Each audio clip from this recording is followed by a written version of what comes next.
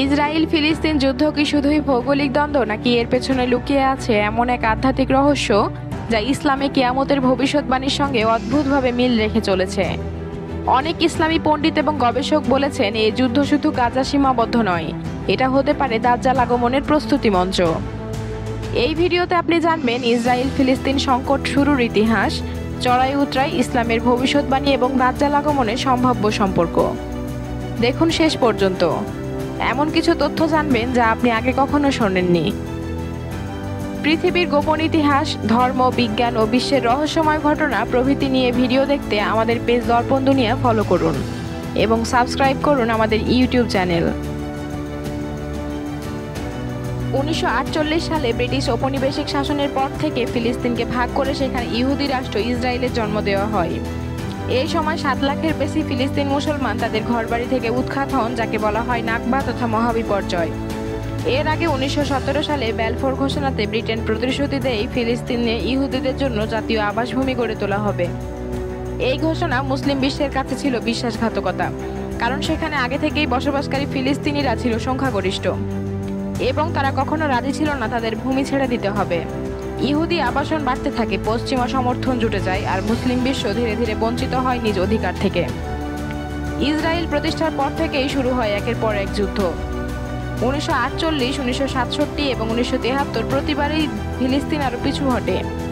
1967 সালে 6 দিনের যুদ্ধে ইসরায়েল দখল করে নেয় পূর্ব জেরুজালেম ও পশ্চিম তীর। তারপর আসে গাজা অবরোধ, শত শত অবৈধ বসতি, ফিলিস্তিন শিশুদের গুলি করে হত্যা, হাসপাতাল ধ্বংস।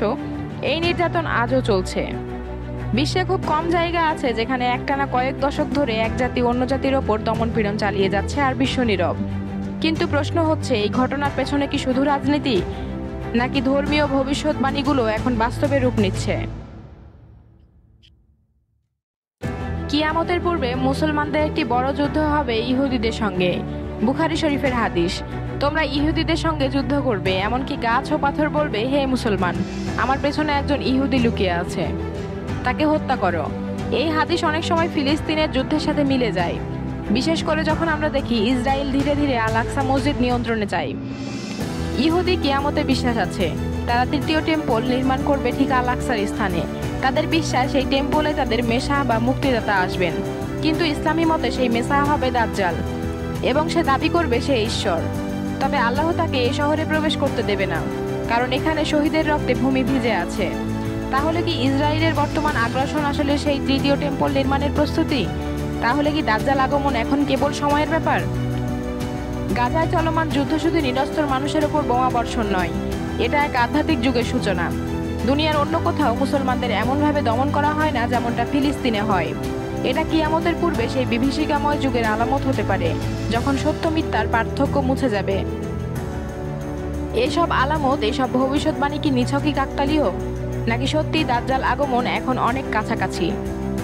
আপনার মতামত লিখুন কমেন্টে। ভিডিওটি শেয়ার করুন যাতে সবাই জানতে পারে এই গোপন বাস্তবতা। আর এভাবেই ইসলাম, ইতিহাস আর লুকিয়ে থাকা সত্য জানতে দর্পণ দুনিয়ার সাথেই থাকুন।